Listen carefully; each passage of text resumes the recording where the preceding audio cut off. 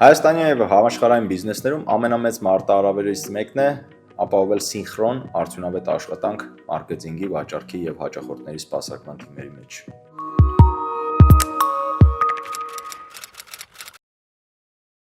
Հաճախ այդ ստորաբաժանումները գործում են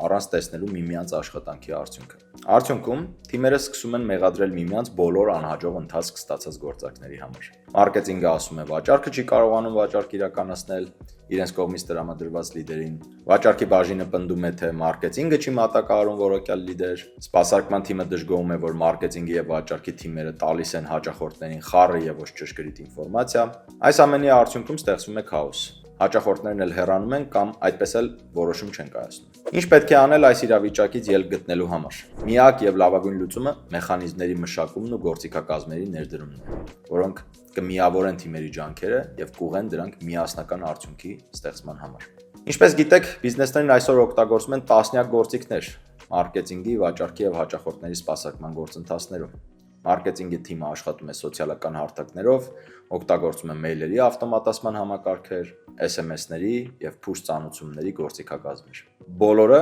մեկ նպատակ ունեն՝ հաճախորդների հետ կապ հաստատել եւ պահել։ Սակայն այստեղ կա լուրջ խնդիր։ Այս բոլոր գործիքները հաճախ գործում են առանձին։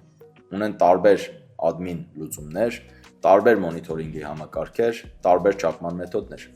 Արդյունքում չենք ունենում հստակ վերահսկողություն, թիմերը չեն տեսնում աշխատանքի ընդհանուր պատկերն ու արդյունավետությունը։ Վաճառքի թիմերը նույնպես օգտագործում են գործիքներ, զանգերի համակարգեր, WhatsApp, Viber եւ այլ մեսենջերներ, գործիքներ հանդիպումներ, առաջարկներ եւ բանակցություններ կազմակերպելու համար։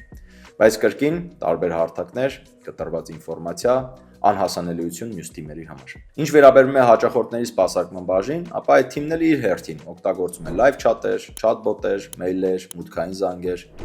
Բայց եկեք չմոռանանք, որ այս բոլոր շփումները հաճախ կարող են լինել հենց միևնույն հաճախորդի հետ։ Ու եթե թիմերը չգիտեն, թե ինչ խոսակցություն է եղել արդեն, ինչ առաջարկ է արվել, ինչ հարց է բարձրացվել, ապա կրկնվող, խճճված, հաճախ նույնիսկ նյարդայնացնող փորձառություն ենք ունենում մեր հաճախորդների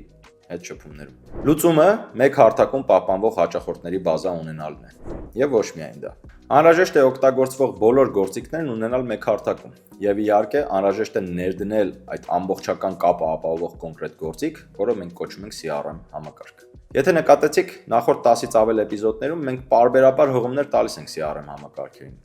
Սակայն այս պահից սկսած ավելի մանրամասն ենք խոսելու այդ համակարգի մասին։ Ինչի համար է, ինչու է պետք բիզնեսներն ունենան եւ օգտագործեն CRM համակարգ։ Այդ համակարգը գալիս է օգնության բիզնեսներին վաճառքի, մարքեթինգի եւ սպասարկման բոլոր process-ները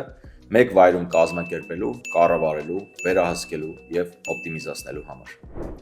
Բոլոր ներկայացված գործիքները ունենում են հնարավորություն պահպանվելու մեկ վայրում, տալով հասանելիություն բոլոր թիմերին։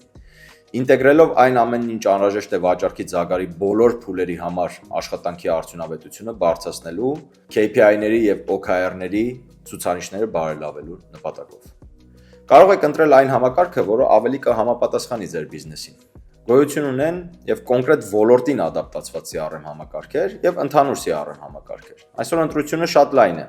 Կարող եք նույնիսկ անվճար փորձարկել գործիքները, այնուհետև որոշում կայացնել։ Իդեպ հաջորդ էպիզոդից սկսած մենք կպատմենք վաճառքի ձագարի յուրաքանչյուր փուլում կատարվող գործընթացների մասին։ Կներկայացնենք, թե ինչ գործիքներ են օգտագործում եւ մանրամասն կպատմենք յուրաքանչյուր գործիքի մասին։ Սեղմեք բաժանորդագրվել եւ զանգակ կոճակները բաց չթողնելու համար այդ բոլորը։ Բաժանորդագրվեք նաև մեր newsletter-ին ամեն շաբաթ ավելի պրակտիկ նյութեր եւ գործիքներ ստանալու համար։ Իսկ մենք կհանդիպենք հաջորդ էպիզոդում, շատ հետաքրքիր է լինելու։